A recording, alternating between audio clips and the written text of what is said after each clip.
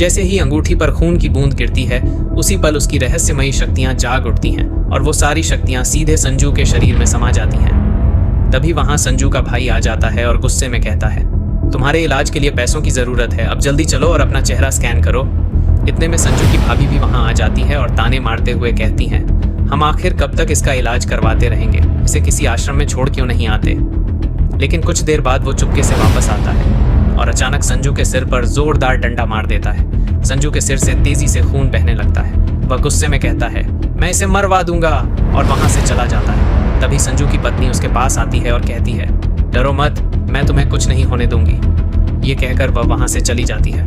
फिर संजू के सिर से टपकता खून दोबारा उस अंगूठी पर गिरता है और अचानक अंगूठी की शक्तियां पूरी तरह जाग जाती हैं। कुछ ही पलों में संजू पूरी तरह ठीक हो जाता है।